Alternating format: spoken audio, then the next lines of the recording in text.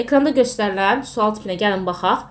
Şərtdə deyilir ki, çevrə üzrə bərabər sürətli hərəkət edən A və B maddi nöqtələrinin mərkəzə qaçma təcilləri bərabərdir. Bu nöqtələrin dövretmə periodları üçün hansı münasibət doğrudur? Şərtdə bizə bir parol verilmişdir, hansı ki, mərkəzə qaçma təcilləri bərabərdir deyir.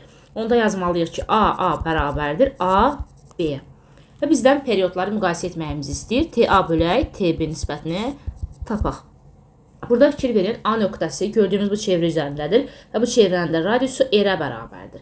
B nöqtəsi isə bax bu çevrə üzərindədir və bu çevrənin radiusu 4R-ə bərabərdir. Onda yazacağıq ki, RA bərabərdir R, RB bərabərdir 4-dir. Biz burada mərkəzə qaçma təcilinin periodla böyük teli olan düsturunu verməliyik. Bilirik ki, A bərabərdir 4pi kvadratı R bölək T kvadratı şəklindədir. Bax, bu düsturdan biz asılılığı verəcəyik.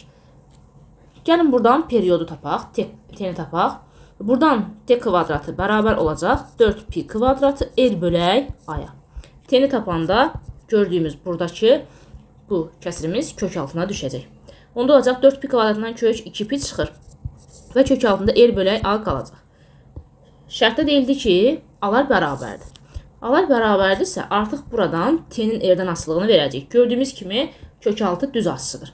Onda yazacağıq ki, TA bölək TB bərabərdir kök altında RA bölək RB. RA-mız R idi, RB-miz 4R idi.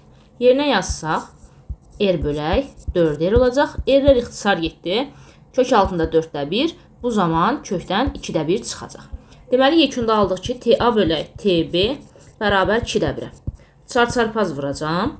Olacaq onda TB bərabərdir 2 TA-ya. Baxaq, cavab C bəndidir.